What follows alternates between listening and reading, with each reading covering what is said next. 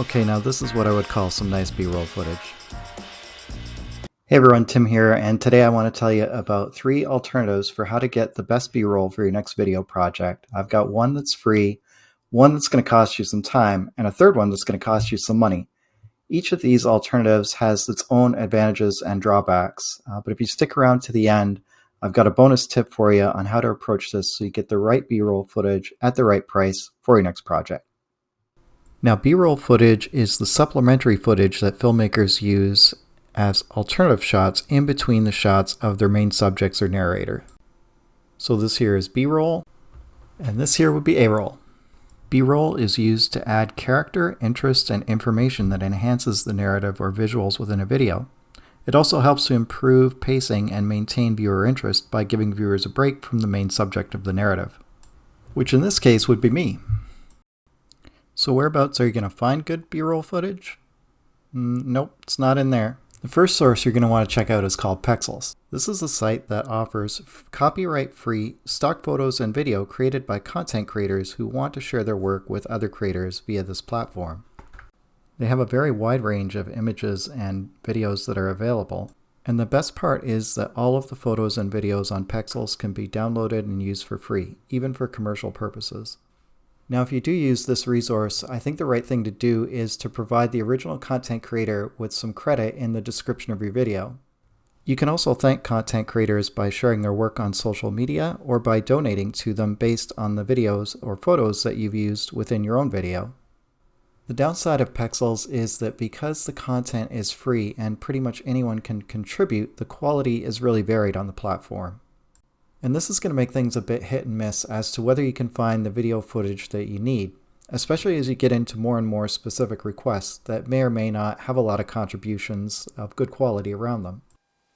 This brings us to the second option, which is to film your own B-roll footage. If you have a smartphone gimbal with object tracking software, this can be a good option for certain types of footage. An advantage of shooting your own B-roll is that you can create something highly specific to your location and needs. And there's the catch, because there's going to be cases where it's going to be difficult to get the kind of footage that you want, especially if you're filming by yourself. You might not have the access to the equipment, location, or film crew that you need in order to make that happen. And that's where a service like StoryBlocks comes in. StoryBlocks is a subscription-based service that offers high-quality, royalty-free stock video.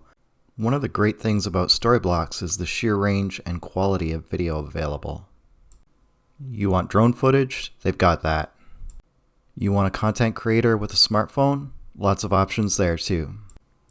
You need some footage from the beach? They got you covered there too. They've got pretty much everything you need, and most of it is done to a very high level of quality. In fact, in order to become a contributor at StoryBlocks, you have to go through a fairly extensive application and vetting process that includes submission of a portfolio. The main challenge with StoryBlocks is the price. StoryBlocks is a relatively expensive service, with video alone costing $300 a year, going up to $500 if you want to kick in things like audio. Another potential issue is that all of the After Effects in StoryBlocks are done in After Effects, Apple Motion, or Premiere Pro. Meaning that if you don't have that software, you're not going to be able to use them, and you're going to need a supplementary subscription to something like Filmora in order to add After Effects to your videos. So how are you going to get the right B-roll footage for your next video project? Well, that's going to be highly specific to the type of footage that you need. But what I usually do is start with whether I could or should film the footage myself. First of all, filming the footage yourself is good practice as a filmmaker. Second of all, B-roll footage that includes the same location and subject as the narrator creates a more seamless viewer experience in many cases. But if I'm not able to create the specific kind of footage that I want, that's where I turn to a service like StoryBlocks or Pexels. I hope you found this helpful. If you did, give it a like for the YouTube algorithm and check out some of the other videos on my channel and consider subscribing. We'll see you in the next video.